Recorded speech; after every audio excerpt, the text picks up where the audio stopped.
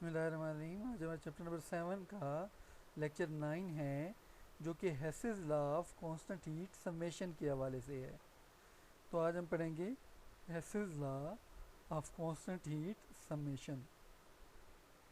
जो enthalpy changes जो आते हैं मतलब है रिएक्शन के दौरान, उनको हम जमा करके या उनको मतलब है उनके हम कैसे मालूम कर सकते हैं डायरेक्ट तरीके से, तो वो उसके बारे में हम स्टडी करेंगे। इस लॉ के मुताबिक बहुत सारे कंपाउंड ऐसे हैं जिनके लिए हम डेल्टा एच मेजर नहीं कर सकते डायरेक्टली बाय कैलोरीमीट्रिक मेथड। पीछे आपने दो कैलोरीमीट्रिक मेथड पढ़े हैं, ग्लास कैलोरीमीटर, बम कैलोरीमीटर। बहुत सारे कंपाउंड ऐसे हैं जिनके लिए हम एंथैल्पी चेंज जो है वो डायरेक्टली मालूम नहीं कर सकते कैलोरीमीट्रिक मेथड से। वजह क्या होती है? मिसाल के तौर पर देखिए, कंपाउंड है, एक कंपाउंड है टेट्रा क्लोरोमीथेन CCl4। इसको हम डायरेक्टली प्रिपेयर ही नहीं कर सकते। अगर आप चाहें कि कार्बन, ये किससे बना हुआ, देखें ना, एक कार्बन से बना हुआ है और क्लोरीन से बना हुआ है, तो आप कार्बन क्लोरीन का रिएक्शन करवा के इसको डायरेक्टली प्रिपेयर नहीं कर सकते। कोई ऐसा तरीका ही नहीं है कि आप इसको डायरेक्टली प्रिपेयर कर सकें। ये इनडायरेक्ट तरीके से तैयार होता है, लेंथी प्रोसेस है।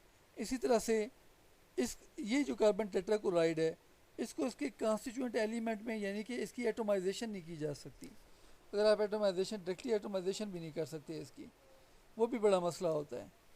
तो इस कंपाउंड को इसके कंपाउंड के इससे एलिमेंट हासिल करना या इस कंपाउंड को तैयार करना डायरेक्टली वो बहुत मुश्किल काम है। डायरेक्टली तैयार भी नहीं होता, डायरेक्टली जो है अपने कंपाउंड में जो एलिमेंट में टूट भी नहीं सकता। आप इसे कार्बन और क्लोरीन भी हासिल करना बहुत मुश्किल है, वो भी नहीं हासिल कर सकते। तो इसकी एंथैल्पी चेंज मालूम करना, एंथैल्पी ऑफ फॉर्मेशन, ये कंपाउंड जब बनेगा तो जो हीट इवाल्व होगी उसकी एंथैल्पी ऑफ फॉर्मेशन मालूम करना वो भी मुश्किल है, और एंथैल्पी ऑफ एटोमाइजेशन वो भी मुश्किल है। इस तरह से इन द सेम वे, इसी तरह से boron oxide B2O3 and aluminium oxide provide problem for the measurement of enthalpy of formation. जब ये कंपाउंड बनते हैं बोरोन ट्राईऑक्साइड और एल्यूमिनियम ऑक्साइड, तो इनकी एंथैल्पी ऑफ फॉर्मेशन में प्रॉब्लम आती है। क्या प्रॉब्लम आती है? जब इन कंपाउंड को आप ऑक्सीजन की मौजूदगी में यानी कि एलिमेंट को बोरोन को ऑक्सीजन की मौजूदगी में जलाते हैं या एल्यूमिनियम को ऑक्सीजन की मौजूदगी में जलाते हैं, नतीजे में जब जलाने के दौरान इन मेटल के ऊपर एक प्रोटेक्टिव लेयर बन जाती है, ये ऑक्साइड की, ये B2O3 की एक प्रोटेक्टिव लेयर बनती है, वो हिफाजती लेयर बन जाती है। वो जो हिफाजती लेयर होती है वो रिएक्शन को कंप्लीट नहीं होने देती। जब रिएक्शन कंप्लीट नहीं होगा तो हमारा एंथैल्पी ऑफ कंबस्टन, तो वो एंथैल्पी ऑफ फॉर्मेशन तो नहीं ना हम मालूम कर पाएंगे। ठीक है। अब चूंकि इनके रिएक्शन कंप्लीट नहीं हो पाते, आप जब करते हैं बॉम्ब कैलोरीमीटर के अंदर बोरोन मेटल को रखा और ऑक्सीजन प्रोवाइड करके और रिएक्शन करवाया आपने बॉम्ब कैलोरीमीटर के अंदर ताकि बोरोन ऑक्साइड बन जाए, रिएक्शन कंप्लीट ही नहीं होता। जब रिएक्शन कंप्लीट ही नहीं होगा, तो रिएक्शन कंप्लीट क्यों नहीं होता? क्योंकि जो मेटल के ऊपर एक लेयर बनती है बोरोन ऑक्साइड की, वो अंदर मेटल को प्रोटेक्ट करना शुरू कर देती है, हिफाजत करना शुरू कर देती है। रिएक्शन कंप्लीट ही नहीं होगा तो फिर आप मालूम ही नहीं कर सकेंगे कि जो है वो एंथैल्पी ऑफ फॉर्मेशन क्या होगी। इसी तरह से इन दोनों केसेस में मुश्किल है कि आप मुकम्मल तौर पे बोरोन और एल्यूमिनियम को जो है ऑक्सीजन की मौजूदगी में जला पाएँ, क्योंकि प्रोटेक्टिव लेयर बनती है जो कि सरफेस ऑफ अनरिएक्टेड एलिमेंट जो मेटल की सरफेस को कवर कर देती है। नतीजे में रिएक्शन रुक जाता है। जब रिएक्शन मुकम्मल नहीं होगा तो एंथैल्पी ऑफ रिएक्शन नहीं मालूम कर पाएंगे। इसी तरह से हीट ऑफ फॉर्मेशन जो है कार्बन मोनोऑक्साइड की, आपने मालूम करना चाहते हैं कि कार्बन मोनोऑक्साइड जब बनेगी तो उसके दौरान कितनी हीट खारिज होती है, वो मालूम करना चाहते हैं आप। ये भी आप मालूम नहीं कर पाएंगे। वजह क्या है? कार्बन मोनोऑक्साइड के साथ कार्बन डाइऑक्साइड बनना शुरू हो जाती है, तो जो कार्बन डाइऑक्साइड की जो हीट ऑफ फॉर्मेशन होगी वो भी उसमें मिक्स हो जाएगी, तो आप enthalpy of formation carbon monoxide की मालूम नहीं कर पाएंगे। तो फिर क्या करें इसके लिए? तो एज ए रिज़ल्ट ये जो ऊपर प्रॉब्लम आपने देखे हैं, जो आपने कार्बन टेट्राक्लोराइड का प्रॉब्लम देखा, आपने बोरोन ऑक्साइड एल्यूमिनियम ऑक्साइड का प्रॉब्लम देखा और कार्बन मोनोऑक्साइड के वास्ते प्रॉब्लम देखा, केमिस्ट ने वो तरीके ढूंढना शुरू कर दिए ताकि एंथैल्पी ऑफ फॉर्मेशन जो है वो इनडायरेक्टली मालूम की जा सके। हमारे पास एक एनर्जी साइकिल है, देखें मैं आपको दिखाता हूँ, ये एनर्जी साइकिल है। ये आपके पास एक एनर्जी साइकिल है, इसमें आप कार्बन और ऑक्सीजन का रिएक्शन करवा रहे हैं। ऊपर ये एरो जा रहा है राइट साइड पर और कार्बन डाइऑक्साइड बन रही है। ये एक स्टेप है कार्बन डाइऑक्साइड बनाने का। एक और भी स्टेप है कार्बन डाइऑक्साइड बनाने का, एक और तरीका भी। वो क्या है, आप कार्बन का और हाफ मोल ऑक्सीजन का, ये हाफ मोल ऑक्सीजन है, इसका रिएक्शन करवाएं तो कार्बन मोनोऑक्साइड बने। कार्बन मोनोऑक्साइड का फिर हाफ मोल ऑक्सीजन से रिएक्शन करवाएं तो कार्बन डाइऑक्साइड बने। ये नीचे वाला जो आप देख रहे हैं यहाँ पर, ये दूसरा तरीका है। ये एक आपके पास साइकिल बन गया है। साइकिल ऐसे वैसे है तो नहीं, क्योंकि एरो एक ही साइड पर जा रहे हैं ना। ये भी इधर राइट साइड पे एरो जा रहे हैं, ऊपर की तरफ राइट साइड पे जा रहे हैं, ऊपर वाला भी राइट साइड पे जा रहा है। तो ऊपर देखें एक डायरेक्ट मेथड है डेल्टा एच मालूम करने का कार्बन डाइऑक्साइड, और नीचे देखें एक और मेथड है कार्बन डाइऑक्साइड बनाने का। पहले कार्बन मोनोऑक्साइड बनाएं, कार्बन मोनोऑक्साइड बनाकर फिर कार्बन डाइऑक्साइड दोबारा बनाएं। तो कार्बन डाइऑक्साइड को बनाने के दो तरीके हैं, एक तो डायरेक्ट मेथड है और एक आप कार्बन मोनोऑक्साइड से बना रहे हैं।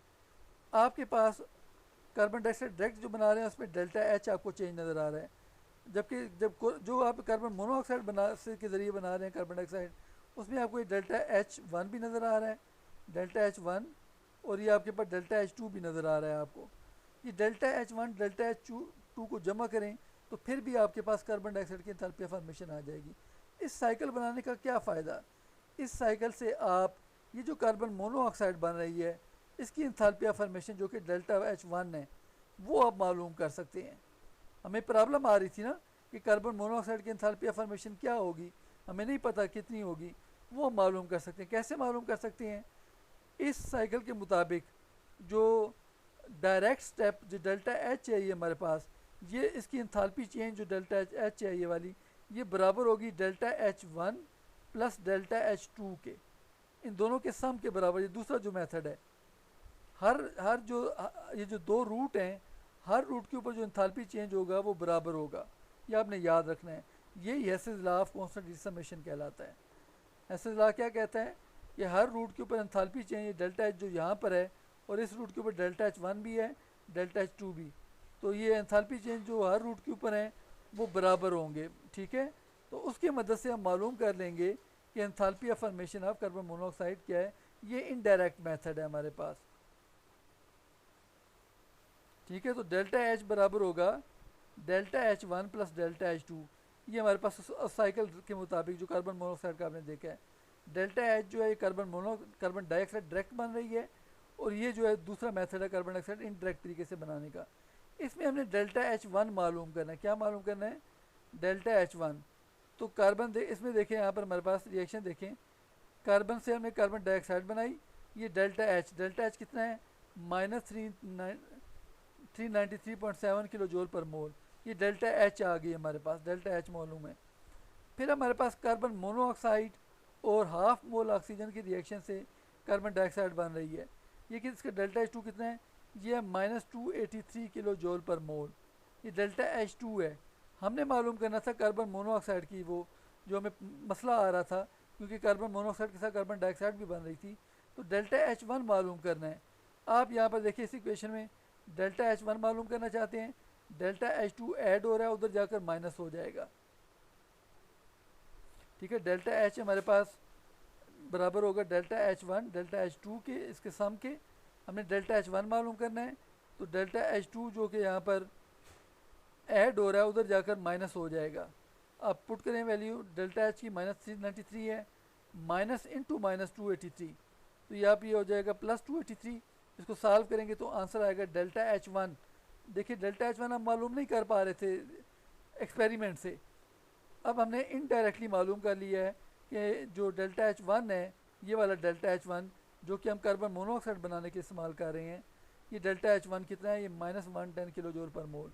ये हमें एक्सपेरिमेंट से मालूम नहीं हो रहा था, क्योंकि एक्सपेरिमेंट में कार्बन मोनोऑक्साइड के साथ कार्बन डाइऑक्साइड भी बन रही थी। तो हमने इनडायरेक्ट तरीके से delta H one enthalpy of formation of carbon monoxide minus 110 kilo joule per mole मालूम कर ली है।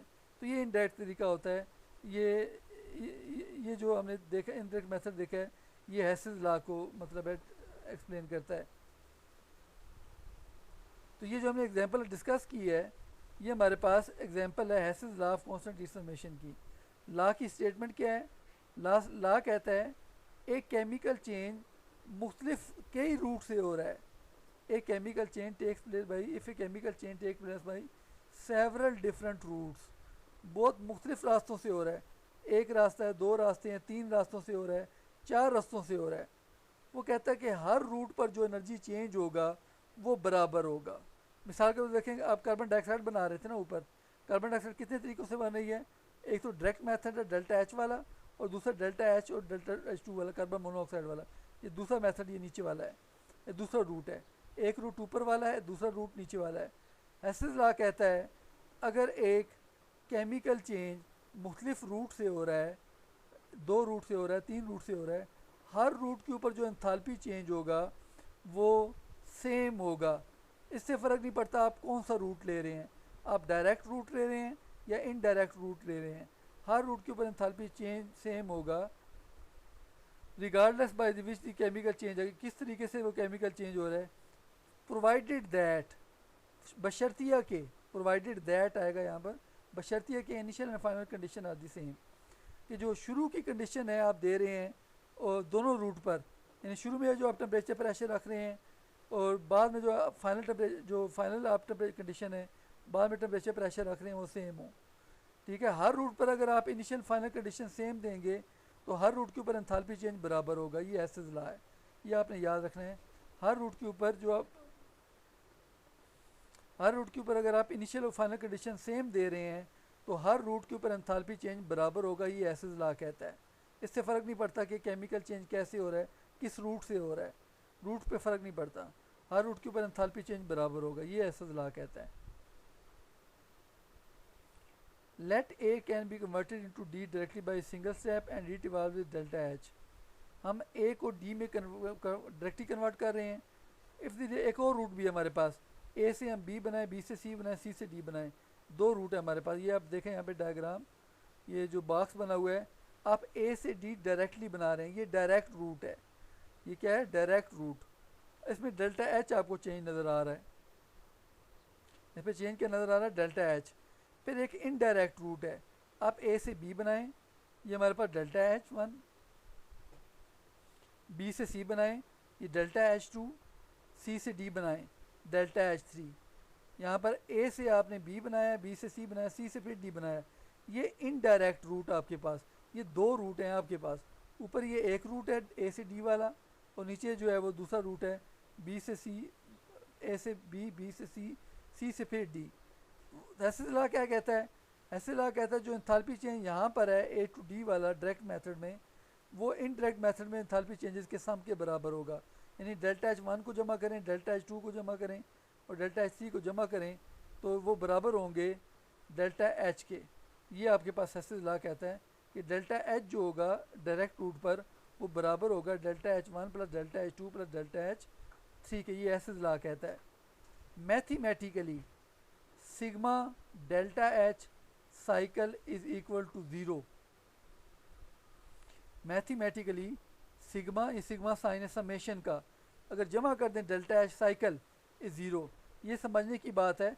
यहाँ पर जो आप देखें, ये दोबारा डायग्राम की तरफ आएँ, इसमें डायग्राम में अगर आप देखें, यहाँ पर डायग्राम में आप साइकिल नहीं देख रहे, ये रिंग नहीं है, क्योंकि देखें ऊपर वाला एरो भी लेफ़्ट साइड राइट साइड पे जा रहा है, नीचे वाले एरो भी राइट साइड पे जा रहे हैं, ये साइकिल नहीं है। आप नीचे वाले एरो की डायरेक्शन चेंज अपोजिट कर दें, यानी कि जो एरो ऊपर जा रहा है इसको नीचे ले आएँ, ये राइट साइड पे इसको लेफ़्ट कर दें, और ये डाउनवर्ड आ रहा है इसको अपवर्ड कर दें। यानी कि आप ऐसे रिंग की शक्ल में एरो को बना लें, एक साइकिल की शक्ल में एरो को बना लें। तो फिर अगर आप एंथैल्पी चेंज को जमा कर देंगे तमाम को, डेल्टा H, डेल्टा H 1, 2, 3, तमाम जो चारों ही एंथैल्पी चेंज है, इनको जमा करेंगे, आंसर ज़ीरो आएगा। वजह, जब आप एरो चेंज करते हैं ना, एरो की डायरेक्शन चेंज करेंगे तो एंथैल्पी चेंज की जो वैल्यू होगी उसका साइन बदल जाएगा, अगर वो माइनस है तो वो प्लस हो जाएगा। ये आपने याद रखना है। बेशक आप यहाँ पर जो ऊपर डेल्टा H ये दिया हुआ है, इस एरो ये राइट साइड पे जा रहा है, इसको आप चेंज कर, सिर्फ इसको आप एक रूट के एरो को चेंज करेंगे, आपने दोनों रूट के एरो चेंज नहीं करने। आप ऊपर जो मिसाल ये जो ऊपर डायरेक्ट रूट है, इसका एरो आप जो है इसको इधर राइट साइड पर जा रहा है, इसको लेफ़्ट साइड पे कर दें, ये एक साइकिल बन जाएगा, रिंग बन जाएगा। ठीक है, आप इसका एरो जो है वो लेफ़्ट साइड पे कर दें। फिर आप डेल्टा H जो होगा उसकी जो साइन अलामत होगी वो भी बदल जाएगी, वो माइनस है तो प्लस हो जाएगी। फिर आप जब delta H one delta H two delta H C को जमा करेंगे आंसर 0 आ जाएगा। तो ये इसका मतलब है sigma delta H cycle is equal to 0, इसका ये मतलब होता है। तो ये जो एसेज लॉ है ये law of conservation of energy की जो है वो एप्लीकेशन इस्तेमाल है। Hess's law of conservation of energy की एग्जांपल है। Enthalpy change in cycle is equal to 0। इसका मतलब वही बता रहा है कि ए टू डी डायरेक्टली जाएं और कम बैक आपको जो है वो ए की तरफ वापस आ जाएं, एरो को रिवर्स करते जाएं सारे एरो, तो आपके पास डेल्टा एच 0 हो जाएगा। डेल्टा एच अगर आप जमा कर देंगे तमाम सिग्मा डेल्टा एच। एक और एग्जांपल है हमारे पास formation of sodium carbonate. As example हम वेरीफाई करना चाहते हैं कि वाकई एसिड लॉ दुरुस्त है या नहीं है। तो सोडियम जो कार्बोनेट है, सोडियम कार्बोनेट कहते हैं वाशिंग सोडा को, धोबी सोडा को, धोबी सोडा होता है ये वाशिंग सोडा। इसको आप सिंगल स्टेप में भी तैयार कर सकते हैं और 2 स्टेप में भी तैयार कर सकते हैं। अब हम देखेंगे जब सिंगल स्टेप पर जो तैयार करते हैं जो हीट चेंज होता है वहाँ पर एंथैल्पी चेंज, और जो 2 स्टेप में एंथैल्पी चेंज होते हैं वो आपस में बराबर हैं या नहीं, क्या एसिड लॉ प्रूव होता है या नहीं होता। अब हमारे पास देखें सिंगल स्टेप प्रोसेस। एक स्टेप में सोडियम कार्बोनेट कैसे तैयार होगा, 2 मोल सोडियम हाइड्रोक्साइड के लें, एक्वस कार्बन डाइऑक्साइड गैस 1 मोल लें, इसमें सोडियम कार्बोनेट धोबी सोडा बनेगा 1 मोल एक्वस, और वाटर बनेगा लिक्विड 1 मोल। इसमें एंथैल्पी चेंज डेल्टा एच कितना है, -89.08 kilo joule, -89.08 kilo joule enthalpy change. ये सिंगल स्टेप, जब एक स्टेप में करेंगे तो -89.08। अब जब 2 स्टेप में करेंगे, पहले 1 मोल sodium hydroxide, 1 mole carbon dioxide, जो ऐसे ये सोडियम बाइकार्बोनेट, ये बेकिंग सोडा है NaHCO3, इसे सोडियम बाइकार्बोनेट कहते हैं, सोडियम हाइड्रोजन कार्बोनेट भी कहते हैं, इसको बेकिंग सोडा कहते हैं, मीठा सोडा। ये बना, इसमें देखें एंथैल्पी चेंज कितना है, डेल्टा एच 1 है ये हमारे पास, ये है -48.06 किलो जूल। फिर आप जो सोडियम कार्बोनेट ऊपर बना है इसका रिएक्शन करवाएं एक सोडियम हाइड्रोक्साइड के साथ, फिर सोडियम कार्बोनेट एक्वस 1 मोल, सोडियम हाइड्रोक्साइड एक्वस 1 मोल, इसका आप सोडियम कार्बोनेट से रिएक्शन करवाएं, सोडियम हाइड्रोक्साइड से रिएक्शन करवा दिया सोडियम मीठे सोडे का, इससे सोडियम कार्बोनेट बन गया, वाटर बन गया। यहाँ पर डेल्टा एच 2 एंथैल्पी चेंज है, तो -41.02 किलो जूल ये हमारे पास आ गया। तो एसिड लॉ कहता है कि ये जो ऊपर एंथैल्पी डेल्टा एच है ये इन दोनों के सम के बराबर होगा, डेल्टा एच 1 डेल्टा एच 2 के सम के बराबर होना चाहिए। जो डेल्टा एच है ऊपर ये इन दोनों के सम के बराबर होना चाहिए। तो हम देखते हैं एसिड लॉ के मुताबिक डेल्टा एच बराबर होगा delta H plus delta H 2, delta H 1 plus delta H 2। तो वैल्यू पुट कर दें इसमें, -89.08 और यहाँ पे -48.06 -41.02, तो ये दोनों बराबर आ रहे हैं। इस तरह से एसिड लॉ जो है वो प्रूव हो जाता है। तो हीट ऑफ रिएक्शन दोनों साइड पर बराबर है, ठीक है। एंथैल्पी जो आप मर्जी रूट लें, आप सिंगल स्टेप वाला रूट लें या 2 स्टेप वाला रूट लें, हर रूट के ऊपर एंथैल्पी चेंज बराबर होगा।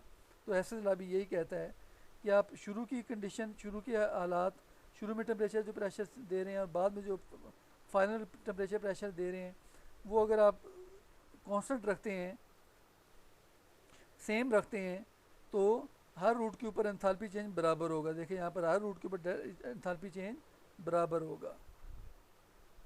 तो यहाँ पर ये हमारा ख़त्म हो जाए। ये भी बोर्ड में लॉन्ग क्वेश्चन के तौर पर ये आ चुका हो, ये इंपॉर्टेंट लॉन्ग क्वेश्चन है आपका, acid law of constant heat summation, ठीक है। तो ये भी इंपॉर्टेंट लॉन्ग क्वेश्चन है।